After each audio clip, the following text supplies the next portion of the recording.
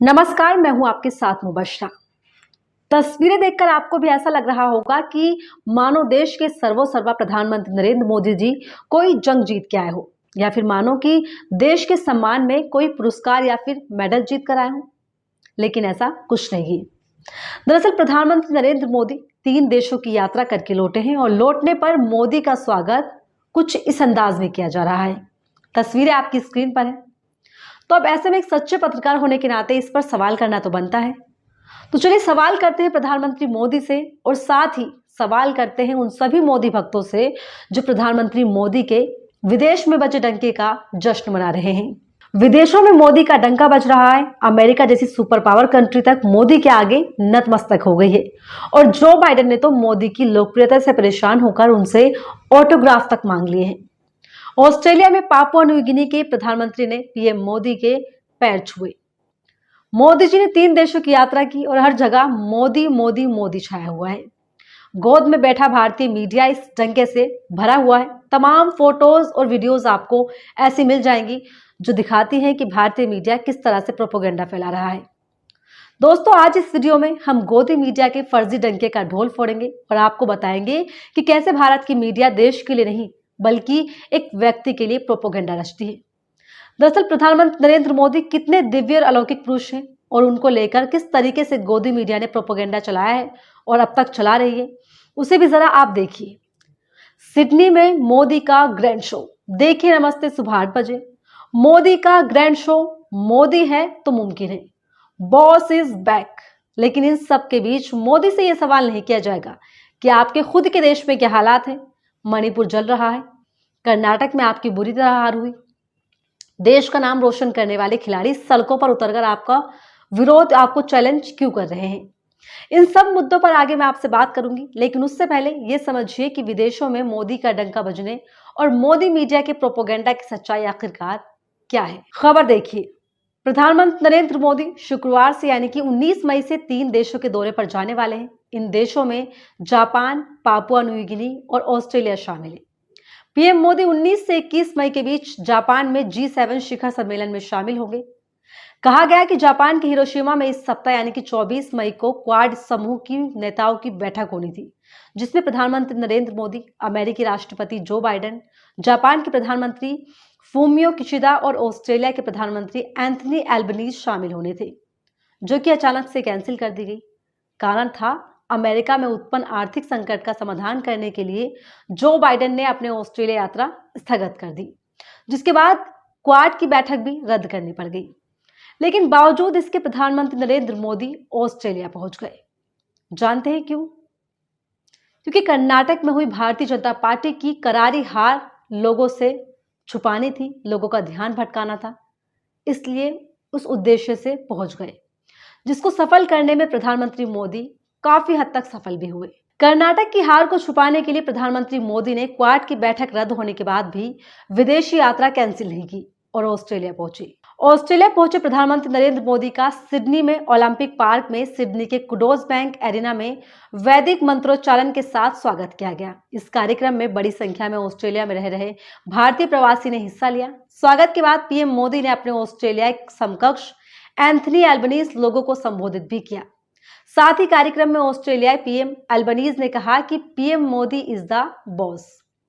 ये खबरें आपको दिखाई जा रही है, सुनाई जा रही है, और इस बात का जश्न मनाया जा रहा है कि मोदी का डंका विदेशों में किस तरह से बज रहा है। विदेश में हर जगह मोदी मोदी मोदी किया जा रहा है। लेकिन जब प्रधानमंत्री आधिकारिक यात्रा के तौर पर ऑस्ट्रेलिया में है, उस समय ऑस्ट्रेलियाई संसद में बीबीसी की डॉक्यूमेंट्री, जिस पर भारत में पाबंदी लगी हुई है, वो ऑस्ट्रेलियाई संसद में दिखाई गई। इससे बड़ी खबर और आपके लिए कुछ नहीं हो सकती। लेकिन जिस वक्त प्रधानमंत्री मोदी ऑस्ट्रेलिया के दौरे पर हैं और उस बीच गुजरात दंगों पर बनी बीबीसी की डॉक्यूमेंट्री वहां दिखाई गई, लेकिन ये आपको नहीं दिखाया गया। इस डॉक्यूमेंट्री में साफ तौर पर प्रधानमंत्री मोदी को जिम्मेदार माना गया है गुजरात दंगों के लिए। लेकिन मोदी मीडिया को, गोदी मीडिया को यह खबर आपको नहीं दिखानी, ये छुपाया हुआ है, क्योंकि पूरा भारतीय मीडिया सत्ता के तलवे चाटने में पूरी तरह से मशगूल है। और मोदी सरकार का प्रचार किस तरीके से किया जा रहा है वो भी देखिए। एबीपी न्यूज का ये प्रचार है, जिसमें एबीपी न्यूज खबर में बता रहा है कि जो एनआरआईज प्रधानमंत्री मोदी का स्वागत करने जा रहे हैं, उस सभा में 16,000 लोग जुटेंगे। उन एनआरआईज ने क्वेंटास एयरलाइन का नाम बदलकर मोदी एयरलाइन कर दिया। जिस बस में ट्रेवल कर रहे हैं, उन बसों का नाम बदलकर मोदी एक्सप्रेस कर दिया है। सिर्फ इतना ही नहीं, ये जश्न देखिए कि जिस जश्न में एनआरआईज क्या गाना गा रहे हैं। देखिए आप ये वीडियो।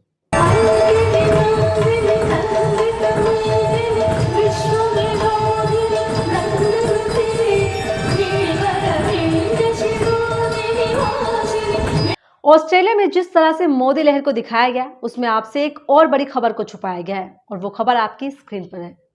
जो भीड़ आपको सिडनी के स्टेडियम में दिखाई गई, उसको 350 संगठनों के द्वारा रिप्रेजेंट किया गया और अपना पैसा खर्च करके वो भीड़ स्टेडियम में इकट्ठा की गई।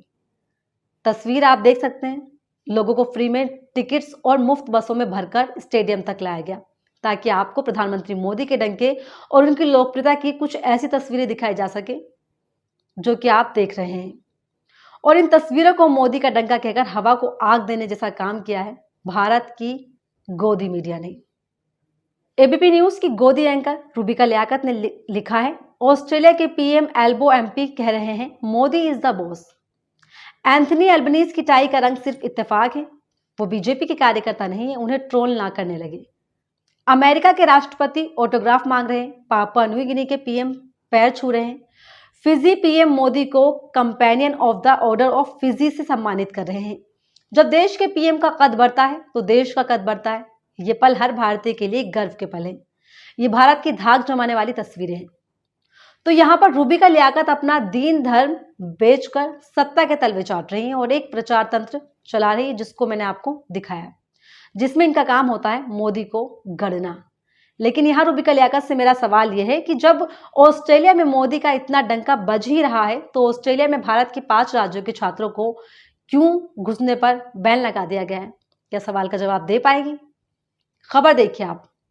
ऑस्ट्रेलिया की 2 और यूनिवर्सिटीज ने भारत के 4 राज्यों और केंद्र शासित प्रदेश जम्मू कश्मीर के छात्रों के एडमिशन पर प्रतिबंध लगा दिया है।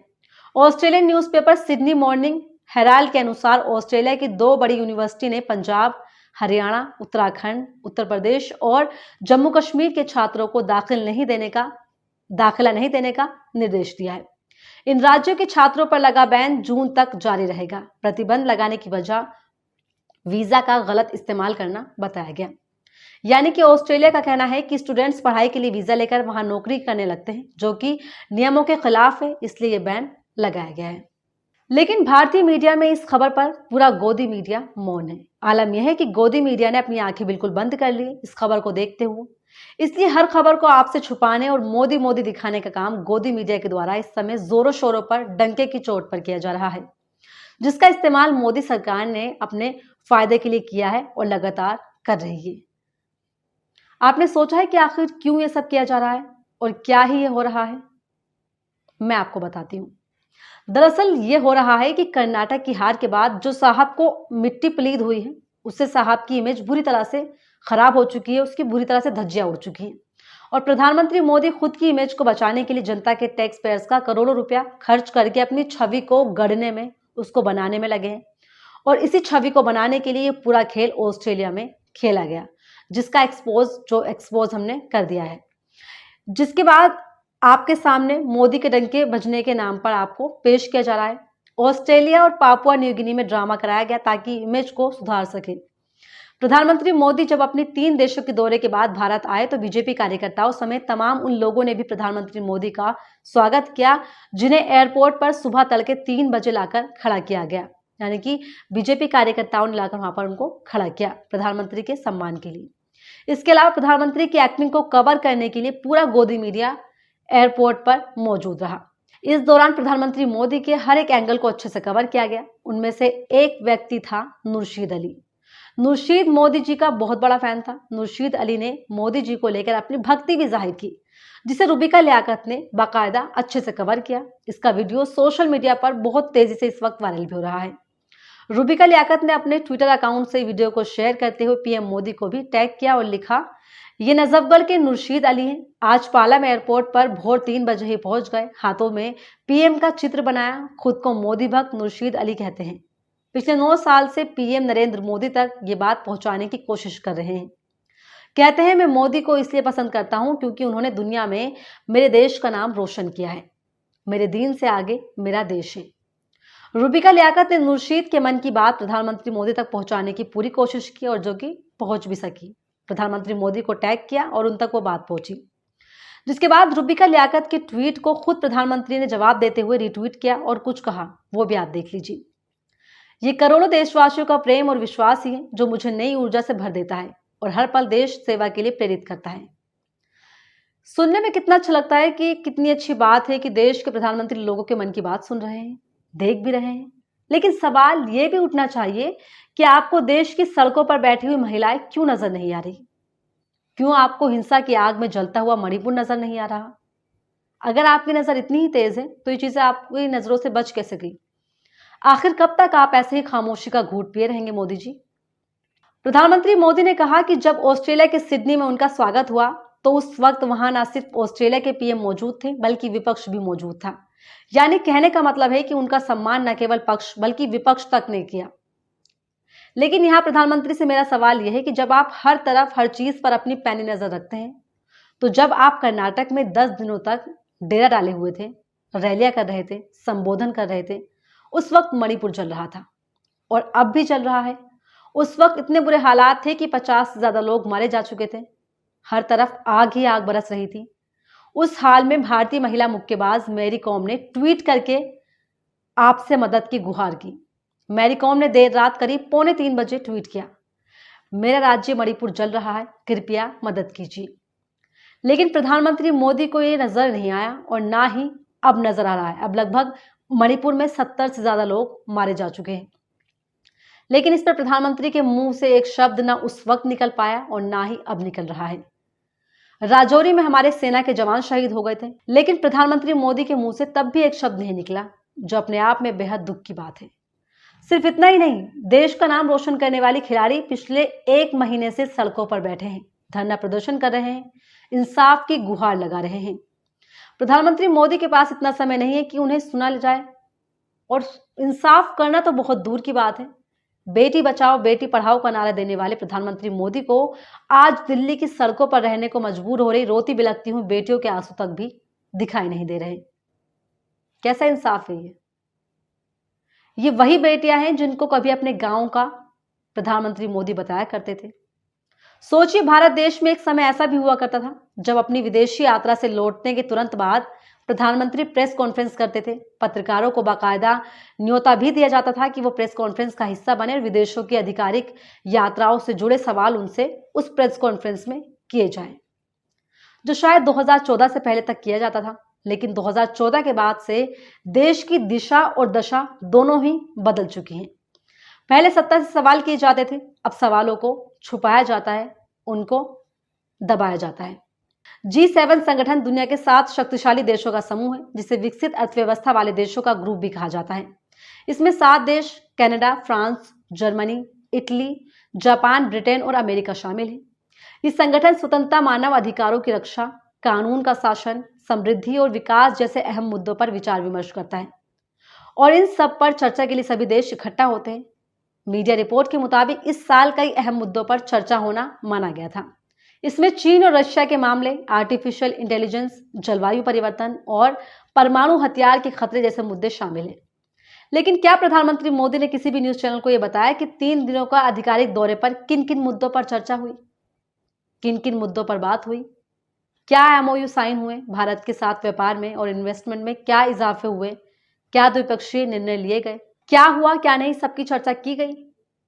पहले के समय में इस तरह की प्रेस कॉन्फ्रेंस से मीडिया आकलन करता था कि पीएम की विदेश यात्रा कितनी कामयाब रही।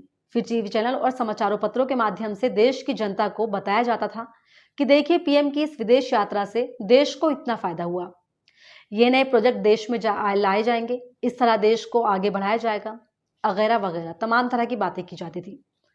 लेकिन वो एक दौर था, आज दौर अलग है। आज के वक्त पर पीएम की विदेश यात्रा भी सरकारी खर्चे पर एक टूरिस्ट कम रैली पैकेज से कम नहीं। हम यहाँ जिक्र प्रधानमंत्री की 3 दिवसीय यात्रा का कर रहे हैं। हालांकि इस सवाल के जवाब का इंतजार भी आपको ठीक उसी तरह करना पड़ेगा जिस तरह आपको आज तक 15-15 लाख का इंतजार होगा। खैर, आप इंतजार करते रहिए और गोदी मीडिया इसी तरह आपके सामने मोदी है तो मुमकिन है गढ़ता रहेगा, क्योंकि ये गोदी मीडिया आपसे झूठ बोलती है, आपकी मासूमियत के साथ खेलती है और हर पल आपके जहन में ये चीज बिठाने की कोशिश करती है कि एक नरेंद्र मोदी ही है जिसकी वजह से देश में डंका बज रहा है। गोदी मीडिया आपको यह नहीं बताती कि भारत का इतिहास बरसों पुराना है। G7 में भारत बतौर गेस्ट कंट्री 2003 से जा रहा है। इसके अलावा ऐसे ही तमाम देश हैं जिन्हें इस संगठन में बुलाया जाता है। रही बात भारत के डंके की, तो आप ये बात हमेशा याद रखिएगा कि भारत मां का डंका पिछले 75 सालों से बजता आ रहा है और हमेशा बजता रहेगा। भारत कभी भी किसी प्रोपेगेंडा का मोहताज नहीं रहा, ये आप सभी जान लीजिए। जैसे देश में कई प्रधानमंत्री आए और कई गए, वैसे ही आज प्रधानमंत्री मोदी हैं तो कल कोई और होगा, लेकिन भारत का गौरव कल भी वही था और कल भी वही रहेगा। लेकिन अब बड़ी ही चालाकी के साथ आपको ये बताने की कोशिश की जा रही है कि मोदी है तो मुमकिन है, और बहुत ही चालाकी के साथ मोदी को गढ़ने की कोशिश भी की जा रही है, देश को नहीं। फिलहाल इस वीडियो में इतना ही, मुझे दीजिए इजाजत। अगर आपको वीडियो पसंद आया हो तो इसे लाइक कीजिएगा, अपने दोस्तों परिजनों के साथ इसको शेयर भी करें और ऐसे ही तमाम खबरों के लिए बने रहिए मेरे साथ। नमस्कार।